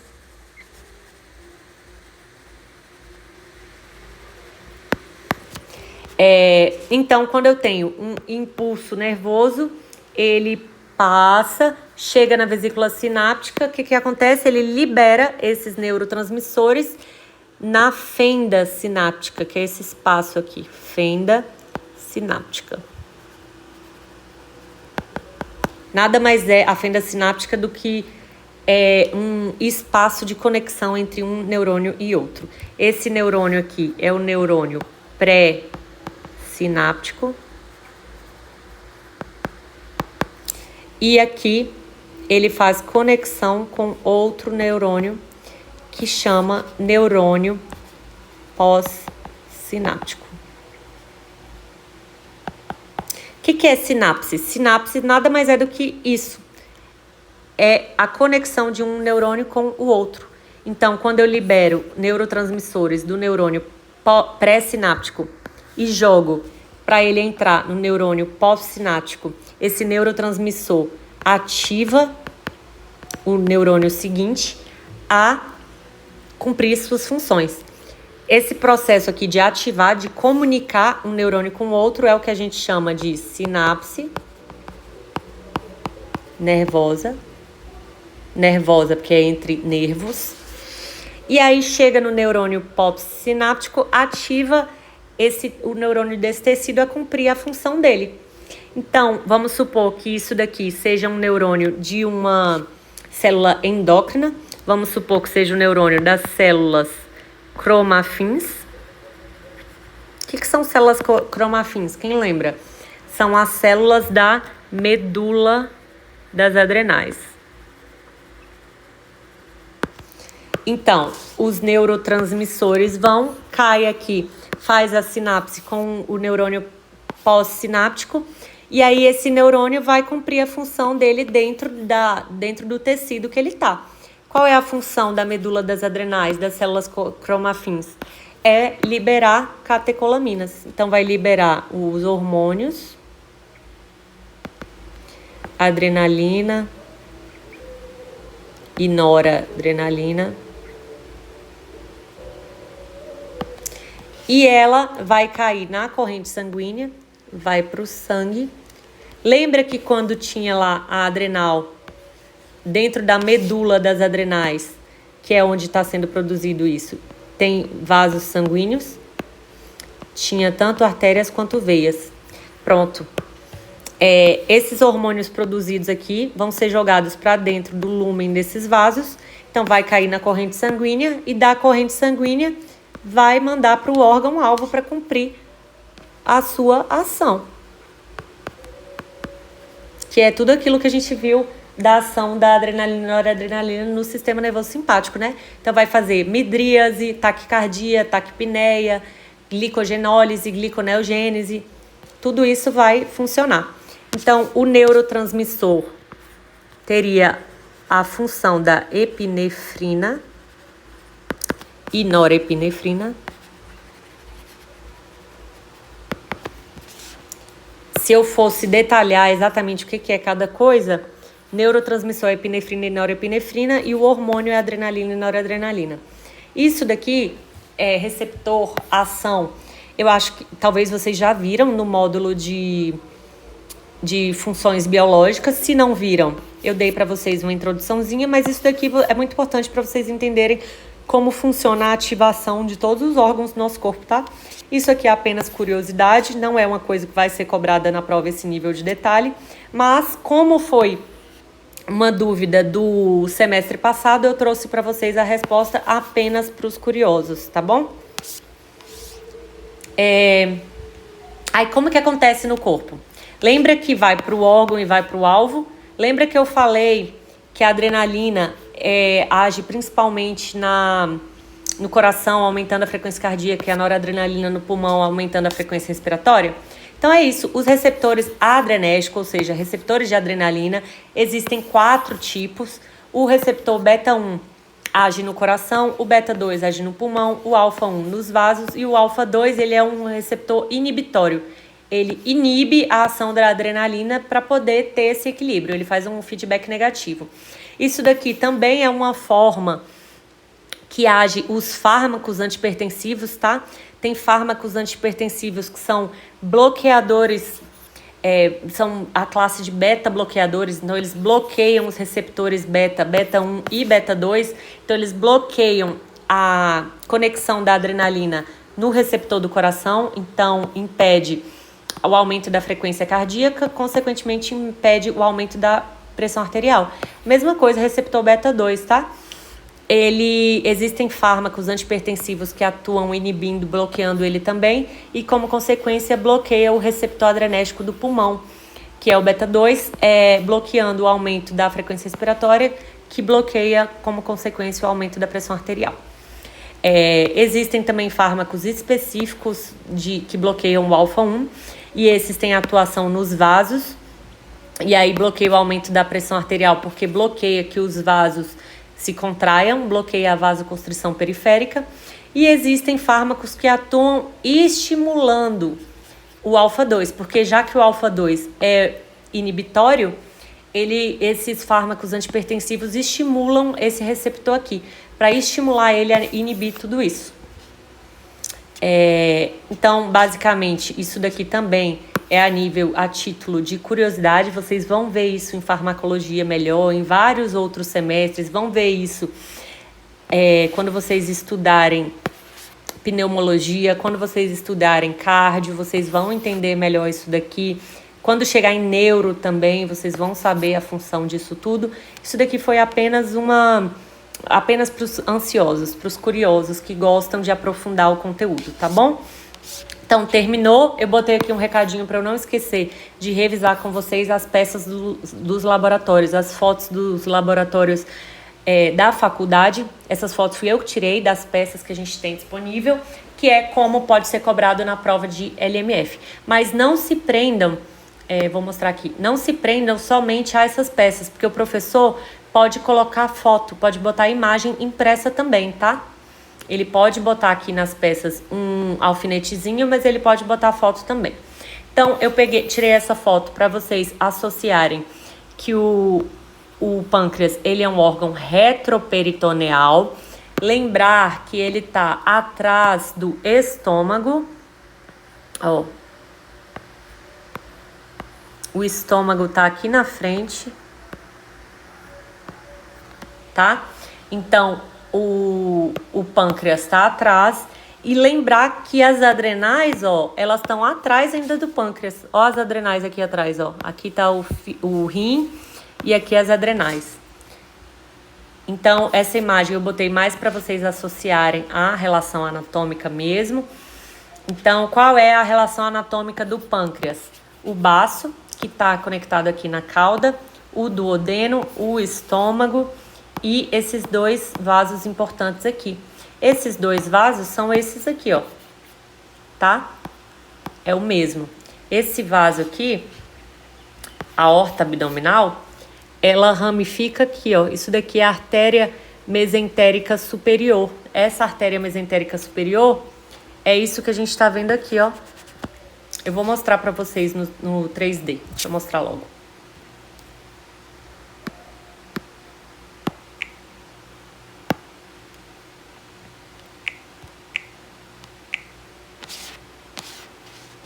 Ó, essa aorta abdominal, olha ela por trás, a aorta abdominal. Eu vou tirar, vou excluir isso daqui para facilitar a visualização. Ó, tá vendo a aorta abdominal? É isso aqui, ó, a aorta abdominal. Aí aqui ela tem essa ramificação. Essa ramificação passa aqui, ó, na incisura pancreática. Aqui a aorta, aqui essa ramificação que a gente viu. Essa ramificação, ó, ela vem por trás do pâncreas e passa aqui pela incisura pancreática para a parte anterior. Então, ó, ela vem pela parte de trás e ela sai aqui na frente. Deixa eu excluir isso daqui para facilitar. Tá vendo, ó? Ela saiu aqui de trás e veio pela incisura pancreática aqui na frente. Ó, dá pra ver ela bem. Então, a artéria mesentérica superior é um ramo da aorta, que tá aqui no fundo. E a veia mesentérica superior, a gente também consegue ver ela passando aqui pela incisura pancreática, tá?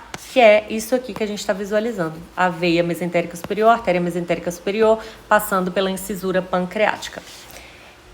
Outra relação anatômica importante que a gente tem aqui é esse verdinho aqui, ó, que tá vindo aqui da vesícula biliar. Vem, aí passa pelo ducto cístico, ducto comum e cai no ducto colédoco, que é o ducto biliar. Esse ducto biliar, é importante lembrar que ele forma a ampola de Vater quando ele se une ao ducto pancreático principal e que para algumas pessoas existem esse ducto acessório aqui. Eles desembocam o principal na ampola duodenal maior e o acessório na menor. Vamos supor que na prova caia especificamente esse número 5. Então, você tem que saber que esse número 5 é o ducto acessório. Esse número 1, eu poderia falar que é o processo uncinado ou que é a cabeça do pâncreas. Esse número 3, eu diria que é a cauda do pâncreas. Esse número 2, eu diria que é a porção inferior do corpo do pâncreas. O D, a porção superior do corpo do pâncreas. Essa artéria aqui é a esplênica e ela irriga aqui o baço, né? Que está localizado na cauda também. Outra relação anatômica importante é o duodeno. E eu acho que é isso que ele pode cobrar para vocês de relação anatômica, tá? Em relação às adrenais, as relações anatômicas que a gente tem que a aorta abdominal ela é mais próxima do rim esquerdo e a veia cava inferior é mais próxima do rim direito. Então, a veia cava inferior, ela tem um ramo direto aqui para as veias suprarrenais, para a veia suprarrenal direita. Já do lado esquerdo, ela passa, a veia cava tem um ramo para a veia renal, que tem outro ramo para a veia suprarrenal esquerda. Já a aorta, ela tem o seu ramo na artéria frênica inferior. A artéria frênica inferior ramifica para as artérias suprarrenais superiores. E a gente tem também os ramos aqui que não dá para ver nessa imagem, tá? Mas lembra que tem a artéria suprarrenal média e a inferior. Isso é o que eu acho que ele pode cobrar dessas peças aqui. Já nessas peças aqui, ele pode cobrar basicamente o que eu já mostrei para vocês, tá? As relações anatômicas, cobrar o nome desses ductos aqui, o nome dessa artéria, o nome desse órgão, o nome dessas daqui. Ele pode perguntar o nome dessa curvatura aqui, que é incisura pancreática. E o que ele vai cobrar, que ele falou que vai cobrar e é como ele cobra, ele nunca vai chegar e vai falar assim: qual é o nome dessa curvatura? Não. Ele vai perguntar qual é o nome dessa curvatura e qual é a importância fisiológica ou cirúrgica que ela tem. E aí vocês vão falar. A importância é que ela abraça 2 grandes vasos do nosso corpo, que é o exemplo da artéria e da veia mesentérica superior. Vamos supor que ele bote um alfinete bem aqui. Aí ele nunca vai perguntar qual é o nome dessa estrutura. Ele vai perguntar qual é o nome dessa estrutura e qual a repercussão clínica comum que essa estrutura causa. Então, o que acontece principalmente na cabeça do pâncreas? Você vai falar cabeça do pâncreas e aqui é comum, o principal comum de acometimento da neoplasia pancreática, do câncer de pâncreas. Vamos supor que ele bote aqui. Ele não vai perguntar o nome. Ele não vai perguntar só se isso é ampola de Vater. Ele vai perguntar nome e repercussão clínica. Então, isso aqui, ampola de Vater, repercussão clínica, principal causa de pancreatite por obstrução, por cálculo de colesterol. Tá bom? Esses são os exemplos de como ele pode cobrar. Além disso, ele também pergunta relações anatômicas, que a gente já discutiu. Essa é outra peça que ele pode cobrar também. Outra coisa importante dessa peça aqui, ele pode botar assim e perguntar: qual é essa visão? Então, vocês têm que saber, tá? Se eu tô vendo, é uma visão anterior ou posterior. Só lembrar que o baço, ele tá sempre do lado esquerdo e o duodeno do lado direito. Então, se mostrar assim, lembra que o baço, ele tá sempre do lado esquerdo. Então, essa é a visão posterior. Aqui é outro exemplo que ele pode cobrar mais relacionado às relações anatômicas, para vocês reconhecerem, o que é isso daqui? Isso aqui é o estômago. O baço, o pâncreas, o duodeno, veia mesentérica superior, artéria mesentérica superior, ducto colédoco, vesícula biliar, fígado, ducto hepático comum, ducto cístico, ducto colédoco ou ducto biliar, ampola de Vater, tudo que eu já falei.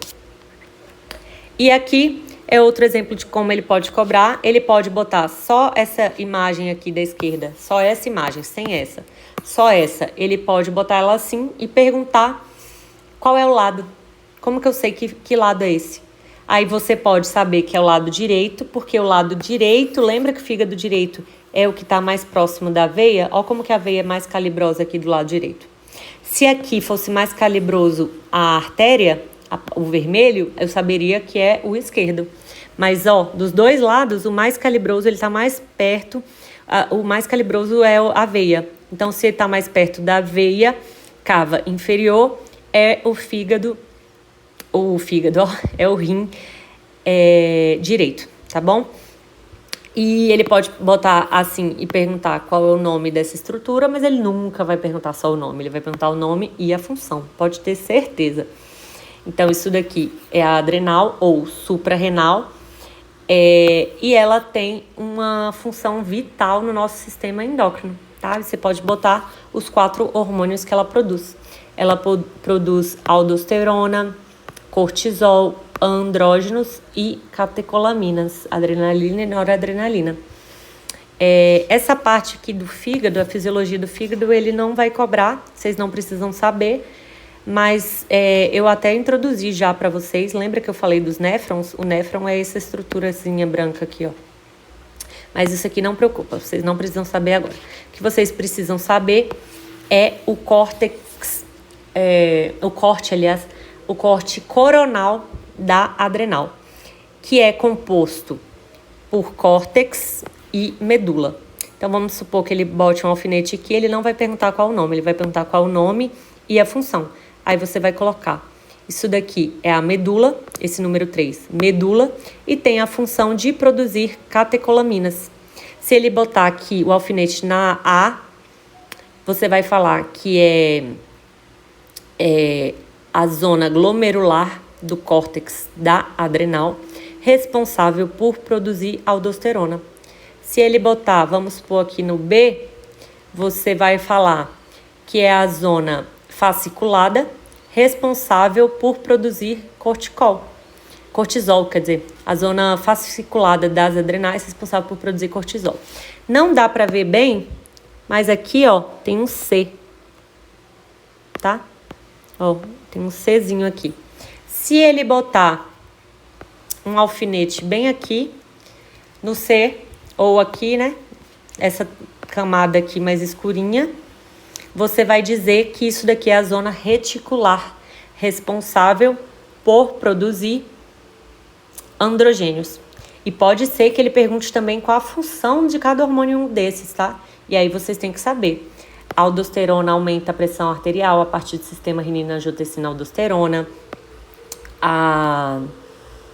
O cortisol é responsável pelo hormônio do estresse, ele atua em sinergismo com o glucagon, em resposta ao estresse.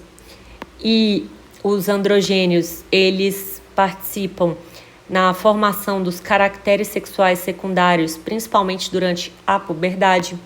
E as catecolaminas atuam como resposta ao sistema nervoso simpático. Acabou! Aqui eu consegui revisar com vocês as 2 aulas de pâncreas e de adrenais. Então é isso, eu espero que vocês tenham gostado. Essa aula foi uma aula bem longa também, mas essas 3 aulas que eu dei para vocês hoje, 4 na verdade, né, porque eu dei aula de introdução também, eu acho que são as mais importantes para o módulo inteiro, sabia? Porque a partir delas tudo faz mais sentido. A gente vai ver em seguida, a gente vai estudar sobre fígado, sobre tireoide, sobre tecido muscular, tecido adiposo, e tudo isso a gente já introduziu nessas 4 aulas de hoje.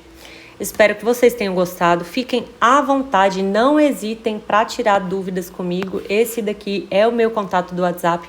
Pode mandar mensagem em qualquer horário, não tem problema, porque de qualquer forma eu só respondo quando eu vejo. Meu celular vive no modo silencioso, então não vai me atrapalhar. Pode perguntar que eu vou ter o maior prazer em responder vocês. Qualquer dúvida, sugestão, pode me chamar e falar comigo. Muito obrigada!